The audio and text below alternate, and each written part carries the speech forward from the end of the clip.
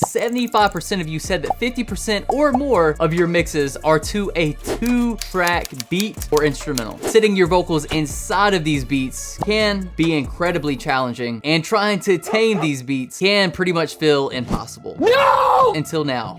Yeah, boy.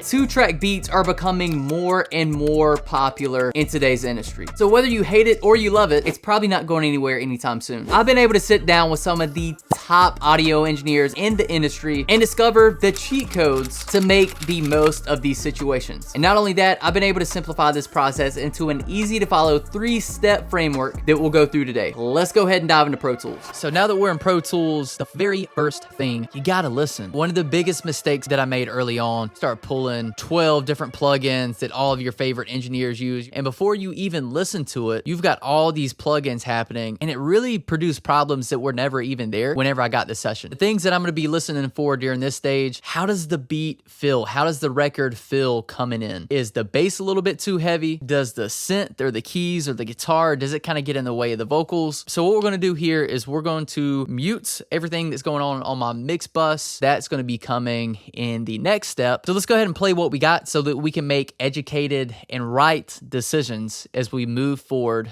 through our mix process. Ballin' out, I've been catching plays, I done switch my ways. Shorty cap up, man down every day so she can chill with Swayze. I be going above the rim like I'm Michael J.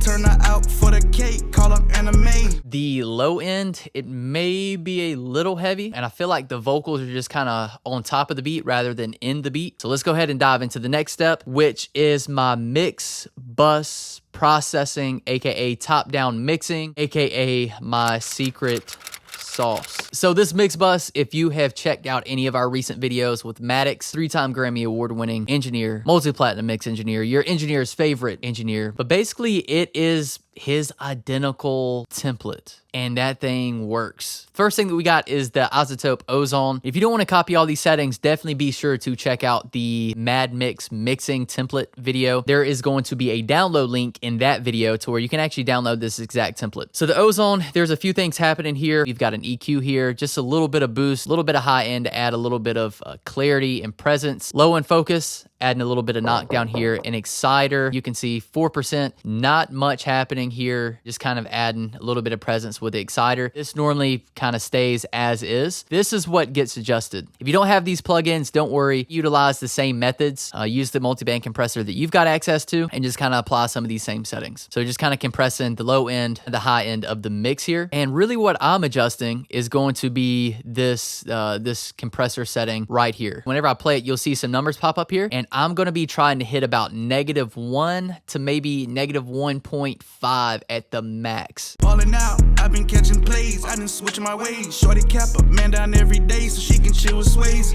I be going above the rim like I'm Michael J. Turn her out for the cake, call up anime. Ballin' out, I've been catching plays, I done switch my ways. Shorty cap up, man down every day so she can chill with Swayze. I be going above the rim like I'm Michael J. Turn her out for the cake, call up anime. Next thing that we got is the Clariphonics. Only thing that's happening here is we're adding a little bit of clarity, not much at all. This just kind of opens up the mix a little bit. Well, let's go ahead and play it without it, and then we'll play it with it. Ballin' out, I've been catching plays, I done switch my ways. Shorty cap up, man down every day so she can chill with Swayze. I be going above the rim like I'm Michael J. Turn her out for the cake, call up anime. If you've got headphones on, you can probably hear that the mix, there's a little bit of width that happens with this plugin. I also feel like the beat and the vocals are starting to sound a little bit more cohesive rather than 2-track beat and vocals, which is a key during this process. So let's go ahead and pull up the next plugin that we have here, the Manly Massive Passive EQ. And the only setting that we're really going to be using here is going to be notching out just a little bit at 330. And every once in a while, I may not even use this, but sometimes I feel like there is a buildup in between about 300 to 400. And if that kind of starts to build up, it kind of gives the overall mix a sound that I don't really like. Let's play it and see what it sounds like. Ballin' out, I've been catching plays, I done switch my ways. Shorty cap up, man down every day so she can chill with Swayze. I I be going above the rim like I'm Michael J. Turn her out for the cake, call up anime. Just kind of making a little bit of space. Whenever you make a little bit of space here, sometimes you can get a little bit more volume out of your mix bus as well, which is exactly what we're going to next. And that is going to be the FabFilter Pro L2 limiter. So don't skip this part. This is a free resource that I think is going to be super helpful. So you can watch all these YouTube videos. You can sit here and watch them for 2, 3, 4, 5, 6, 7, 8 hours like I used to, but you're really going to grow by having an actual community to relate with, to connect with, and to ask questions. This is something that I did not have on the come up, but you do have access to that through the MyAudioAcademy Discord. So if you click the link down in the description, it's going to say the MyAudioAcademy Discord, something like that. You're going to have free access to a online community where audio engineers are empowering other audio engineers. Bring your questions. Feel free to shoot over some mixes, get some feedback from other audio engineers, and normalize the journey on the come up as you become the audio engineer that you desire to be. Down in the description, go ahead and check that out. I think you will really enjoy the community, and I'd love to chop it up with you as well. Let's go ahead and break down some more of this 2-track mix. So what we're doing here is we're obviously getting a little bit more volume out of the mix here. So kind of what I'm looking at here, these settings typically today, Junior. These settings typically stay the same, but what I start to adjust is going to be my gain knob. And how I try to adjust it is I try to adjust it to the max level of gain reduction that's happening is about -3 to -3.5 dB. So let's play it without it and then play it with it. Ballin' out, I've been catching plays, I done switching my ways. Shorty cap a man down every day so she can chill with Swayze. I be going above the rim like I'm Michael J.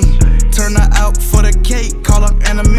Then the next plugin that we have here is going to be the UAD Oxford limiter. And the reason why we got two limiters happening here is because sometimes if you put all the heavy lifting on one limiter, it can kind of start to sound a little squashed, a little bit too much. So what we're doing is we're kind of just adding the final touch here with this Oxford limiter. The thing that I adjust is the input gain. So what I'm trying to hit here, probably roughly about 2 dB again here. So let's play before. Ballin' out, I've been catching plays, I done switching my ways. Shorty cap a man down every day so she can chill with Swayze. I be going above the rim like I'm Michael J. Turn her out for the cake, call up anime. This mix is definitely starting to sound a little bit more together. And then we're wrapping it up with a good dither here for the final touch. Ballin' out, I've been catching plays, I done switching my ways. Shorty cap a man down every day so she can chill with Swayze. I be going above the rim like I'm Michael J.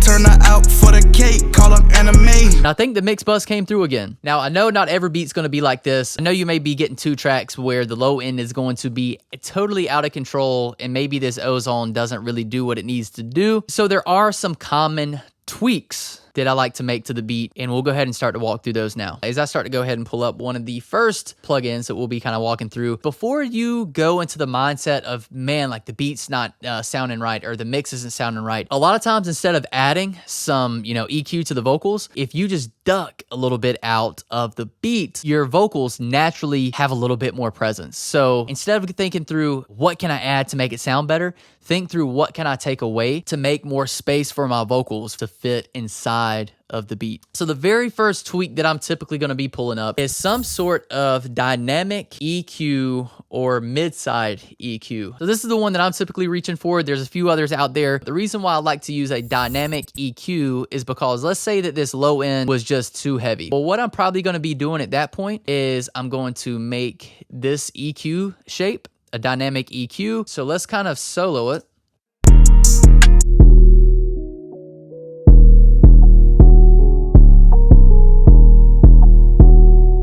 Find your problem frequency, make this dynamic, and then make a low end shelf, and then just kind of duck it down and do this in very small increments. If you do too much, you're going to lose the body of your beat, and I promise you, you may lose a client. Please, no! This very rarely comes out, but if it's just absolutely overpowering, that's how I'm probably going to be taming my low end. Another EQ adjustment that I may be making is going to be with a mid-side EQ, and this one is a little bit more common than adjusting the low end, because the ozone up here on the mix bus does a lot of the heavy lifting whenever I need to adjust the low end. But if there's like a synth or a guitar absolutely clashing with the vocals, because I like to make this a mid-side EQ. We've got it in mono here. The problem frequency in the beat's probably going to be anywhere from about 1K up to about 2K. That's kind of where the life and the frequencies of your vocals are going to live. So what you need to do is you need to carve out some of that in the beat. So all you do is just kind of find that frequency. I typically would play it with the vocals and then just notch it out. I typically kind of go over the top here and then start to blend it back in until that beat starts to kind of sound a little bit more natural and how it originally sounded, but you've got a little bit more presence within your vocal here. So let's say that you get this 2-track beat and it's not really knocking. You need a little bit more snap. You need a little bit more knock. Probably what you want to do is you want to pull up some sort of transient designer. I like the Waves Smack Attack. I will turn this sensitivity up way high, 85 to 100, and then we'll add a little bit of attack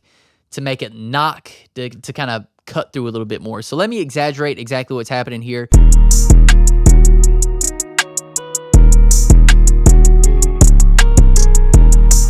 Obviously, that's not the sound that we're going to be wanting to go with. Don't go overboard here because your beat will start to fall apart. A little touch. But like I said, in this scenario, we ended up not having to use any of this stuff because the mix bus, the secret sauce, ended up getting us where we need to be. I do want to leave you with a couple final bonus tips as well. Quick rapid fire. Number one, a common question that I get is, how do I set my vocal levels within my beat? Well, I like to keep my vocals neck and neck with the snare in the instrumental. There's going to be certain scenarios where they may not work, but for the most part, especially in like rap, hip hop, and pop, this is going to almost always be my thought process. And I typically like to make these adjustments in mono. Bonus tip number 2, please, please, please do not go through all of these plugins and buy all of these plugins unless you got it. It's taken me some time to pick all these up. Obviously, these are incredible plugins. They work incredibly well, but my recommendation would be use what you've got. Bonus tip number 3, please, please, please, please, please don't overthink mixing vocals to 2 tracks. Keep it simple, man. You seen what we did. I didn't go and EQ the EQ, compress the compressor, sidechain the sidechain. We kept it simple. Just a little bit of multiband compression, a little bit of stereo width, a little bit of EQ, a little bit of notching, and we just kind of turn it up to make sure the thing knocks. One more time, before and after. Falling out, I've been catching plays, I been switching my ways. Shorty cap up, man down every day so she can chill with sways.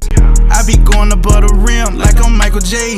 Turn her out for the cake, call up anime. All right, so if this was valuable to you, I would recommend considering hitting that subscribe button. It's a little button right below this video that you can hit. Our goal here with the channel is to ultimately provide the next generation of audio engineers with the resources that we wish that we had here on the channel. Last but not least, if you missed this part of the video, be sure to check out our free online community down in the description. It's the MyAudioAcademy Discord channel, to where you can connect with other audio engineers. I will be in there. You can find all that information, like I said, down in the description. That wraps up the video. I'm getting out of here. I will catch you in the next video.